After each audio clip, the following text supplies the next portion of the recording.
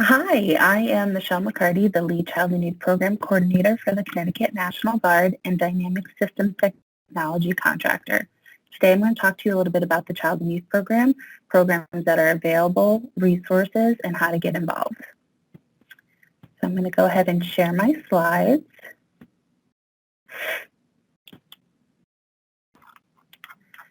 Okay. As you can see here, the mission of the Child and Youth Program is to promote and sustain the quality of life and resilience of National Guard children and youth by providing secure, timely, flexible, high-quality support services and enrichment programs. So how do we do that? First and foremost, we want to make sure that they're fostering relationships between our military children and youth. Because we don't have an active duty installation here in the state, it's important for us to get our military kids connected and involved so that they have someone that they can have a like situation with and understand where they're coming from. So we want to be able to build those connections throughout the state. In doing so, I do provide some leadership training for our older youth, which are usually 11 and older, middle and high school age. And we have Connecticut Youth Council. The Connecticut Youth Council in previous times would meet face-to-face 1 or 2 times a month, and they would work on leadership skills, team building, life skills to get them prepared to grow as they move on to adulthood.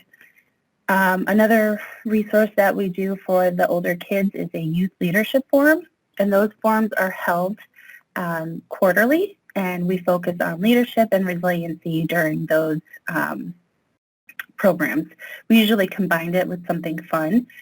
We've done a escape room. We've done rock climbing. So we've tried to do something fun along with building on those resiliency skills. And then also we do a state and regional symposium.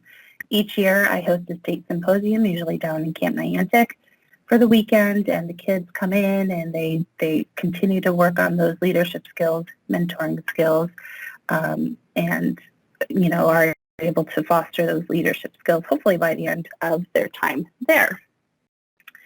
The regional symposium is usually hosted by one of the states in our region, which is all across New England, and we're able to bring a group of our young leaders to that state or for the host state to meet other military kids in the region and continue to build those leadership skills. So the development that we use, or the program that we use for resiliency, is the 7 Habits of Highly Effective Teens, along with the Master Resiliency Training. So a lot of our service members have gone through MRT or Master Resiliency Training, so their kids and their soldier are able to talk and understand the language they're using to also help build on those relationships and resiliency skills. They can do it together. So for the younger kiddos, do offer some camps. Now these are all programs that were provided pre-COVID. We'll talk a little bit about how we've adjusted during the COVID times, but these are the programs that are generally offered and we hope to get back to soon. So programs that we offer are camps for our K to 5 age group, and we do offer that program for older kids to come in and be mentors or youth leaders during those camps. So there's a mix, but it's mostly geared towards K to 5. I host Operation Military Child Intelligence Training Camps, MCIT, usually in the spring and 2 in the summer. And then in December, during the holiday break, I'd usually do a mini camp, a December defrost camp. And then I also partner with local camps who might offer camperships or other type of programs for our military, exclusive to our military population. So it's all great information for you to have if you are on my email distribution list, that you do get this information.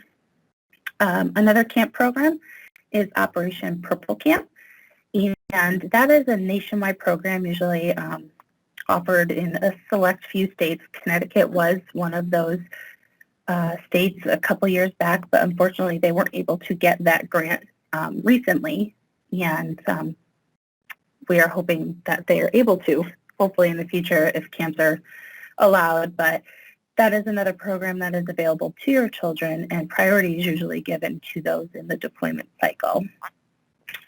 Okay. Additionally, programs that are offered are through our statewide programs, which tend to be bigger, more highly sought after programs. So our Deployment Discovery Day, which is held up at the wing, where we break the kids down into units, and they're kind of going through the deployment cycle and get to do fun things like PT and eat MREs, kind of give them a little bit of an experience of being a soldier or an airman. So that's a big one. Also, we do the Halloween Spooktacular. This year we changed it up a little bit and did a drive-in movie to promote our social distancing. So we had to adjust there a little bit, but usually we'll have a bunch of haunted units that'll come and hand out candy, and it's really, really a cute event. And then also our Breakfast for the Easter Bunny is one of our bigger events as well. So other events pop up where we do more things. So if you're on the email distribution list, you'll go ahead and get that information timely so that you can go ahead and register. So how did the Child and Youth Program respond to COVID, and were we able to adjust? And yes, we were. I was able to partner with counterparts in my region along with my counterpart in Nevada, and we've created monthly activity packets. So military youth in Connecticut and all across the nation were able to benefit from these activity packets. So at the beginning of each month, we send out activity packet via email. Parents are able to look it over. If any supplies are needed for the activities, they can go out and get those. But a lot of them are on your own activities, something that you can do on their own, keep them busy, something different than maybe their day-to-day stuff.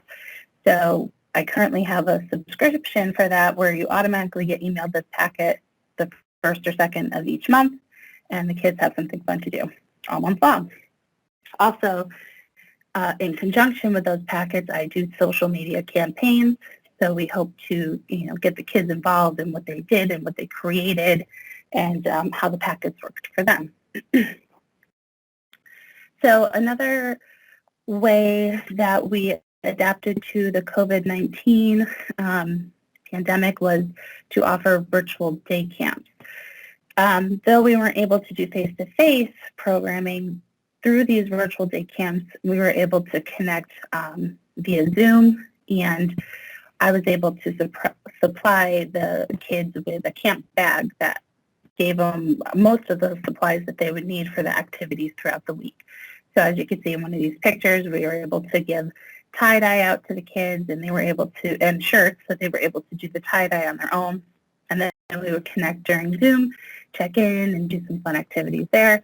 So we were able to adapt that way. Also, during our holiday break, I was able to partner with Mystic Aquarium, where they did some virtual programming via Zoom, where the kids got to interact with the beluga whales and the penguins virtually. So we're adapting and overcoming this challenge, and we hope to be able to do these things face-to-face soon. But in the meantime, we're doing the best that we can virtually.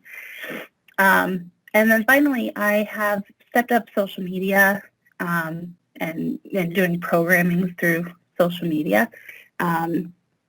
During our quarantine lockdown, we did What's Cooking Wednesday, so we did like a little cooking show and did easy snacks that kids could hopefully do on their own or with adult supervision that they could do while they're home or have a quick snack or something like that. So, and then also any kind of interaction during on our social media sites to promote education and resources.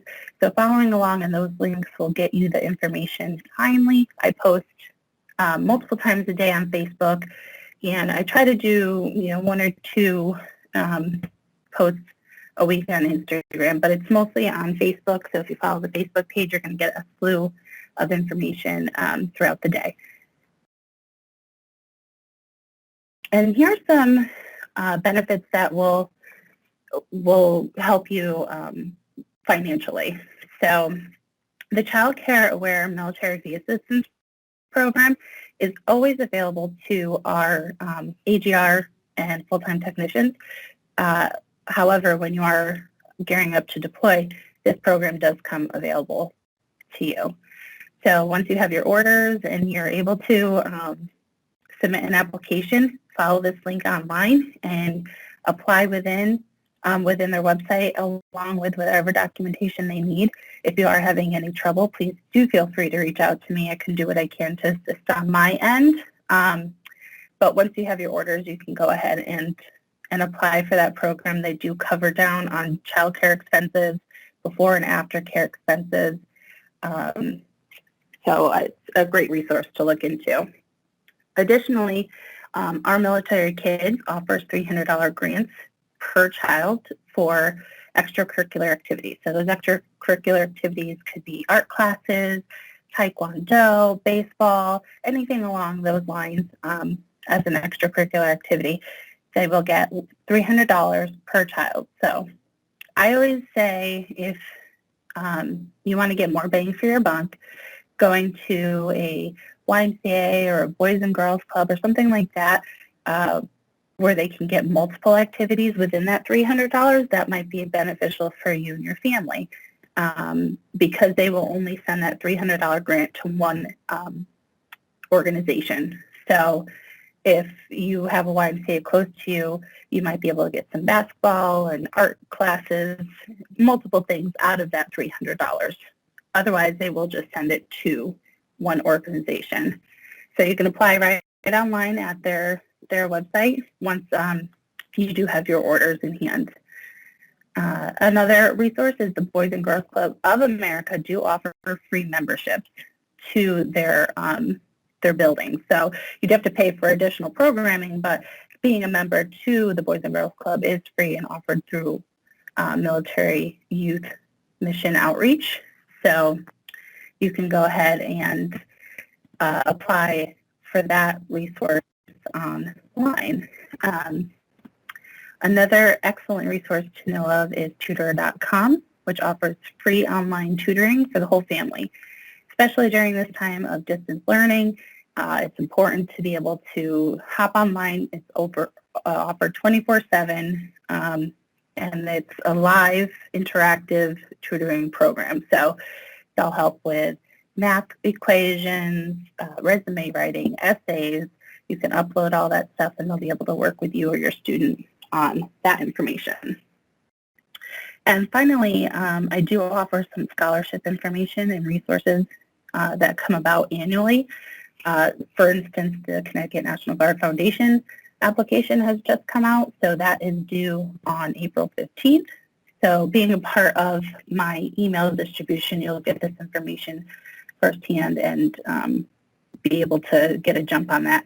Additionally, I do send out a detailed list of some other scholarships that are available to our military families, usually around the first of the year, so that should be coming out fairly soon.